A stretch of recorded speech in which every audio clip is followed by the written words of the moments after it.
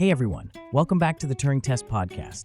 I'm Jamie, your host, and today we have a really interesting topic to dive into. We're talking about AI in business. And joining me today is Rachel, our resident skeptic and tech enthusiast. How's it going, Rachel? Hey, Jamie, I'm good. Ready to tear apart some of these AI myths and, maybe agree with you on a few points. Oh, this is going to be fun. So, let's get started. AI in business. It's everywhere, right? I mean, you can't open a business magazine or scroll through LinkedIn without seeing something about AI. Yeah, it's like the new buzzword. Everyone's talking about it, but do they really understand it? That's the question. Right.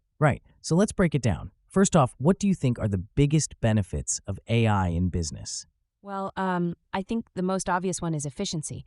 AI can automate a lot of repetitive tasks, things that humans find boring or time-consuming. Yeah, totally. Like generating content quickly, personalizing customer experiences, and streamlining job processes. These are some of the big wins, right? Exactly. But there's also a dark side to it. I mean, there's a lot of concern about technology dependence and potential workforce reduction. People are scared they're going to lose their jobs to robots. We have already covered a podcast in our first episode of the Turing Test Podcast on whether will AI steal our jobs. So definitely check that out if you haven't already. Yeah, that's a valid concern.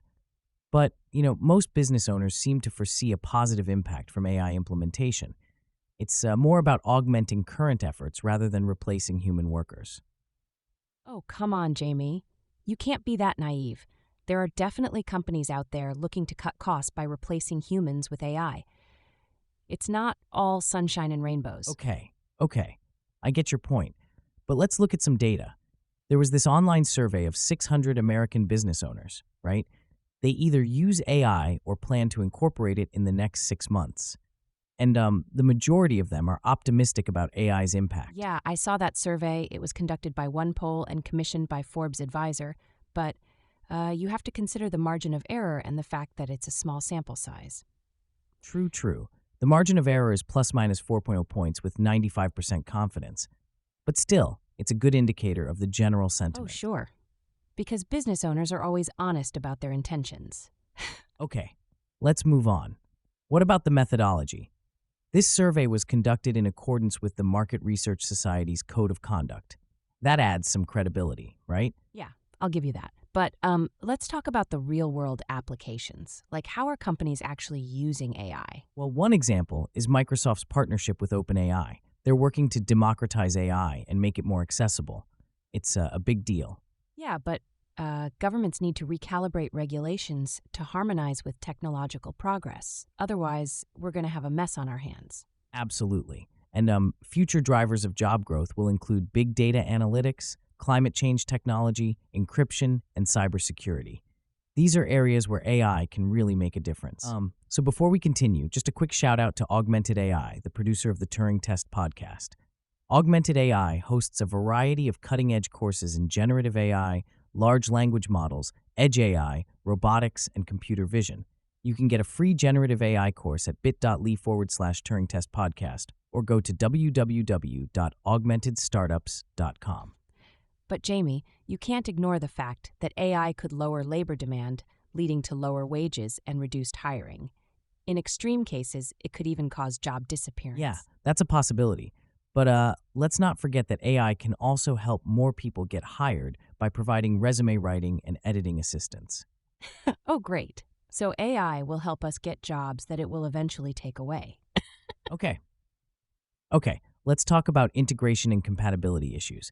Companies that have successfully implemented AI solutions view it as part of a larger digital strategy. It's not just about slapping AI onto existing processes. Yeah, they need to consider how it will integrate with current software and existing processes. Data capture, processing, analysis, and storage are all crucial. Exactly. And the structure of a company's technology stack is important too. AI must be able to flexibly integrate with current and future systems. Right. And as AI becomes more integrated into business technologies, the focus might shift away from specific AI-powered apps. Instead, we'll see general AI assistants built into websites, software, and hardware. Like Samsung's Galaxy S24 Ultra, which has AI built into it. It's a sign of things to come. Yeah, but let's not get too carried away. There are still a lot of challenges to overcome. For example, how do we ensure that AI is used ethically? That's a big question. And it's going to require collaboration between governments, businesses, and individuals. We need leaders who are skilled in creating inclusive teams and bringing different parties together. Oh, please. Do you really think that's going to happen? People are too self-interested to work together like that. I like to think that we can rise to the occasion. But let's talk about some current events. Have you heard about the latest developments in AI? Yeah, there's a lot going on. For example, the recent advancements in AI-augmented software development. It's pretty exciting. Definitely. And AI is also being used to tackle climate change. There are some really innovative solutions out there. Yeah, but we need to be careful. AI can also be used for nefarious purposes like surveillance and data manipulation. True. And that's why it's so important to have regulations in place. We need to ensure that AI is used responsibly. Good luck with that. Governments are always slow to catch up with technology. Yeah, you're probably right. But we have to try. Anyway, let's wrap this up. Any final thoughts, Rachel? Yeah, I think AI has a lot of potential, but we need to be cautious. It's not a magic bullet, and there are real risks involved. Agreed. And I think the key is to find a balance. We need to harness the benefits of AI while mitigating the risks. Right? And that requires a lot of careful planning and collaboration. Absolutely. Well, that's all for today, folks. Thanks for tuning in to the Turing Test Podcast. We'll be back next week with another exciting topic. Until then, take care. And lastly, don't forget to check out Augmented AI University to upgrade your skills and become an AI expert fast. Go to bit.ly/Turing Test Podcast to enroll in your free cutting-edge AI course at augmentedstartups.com. See you next time.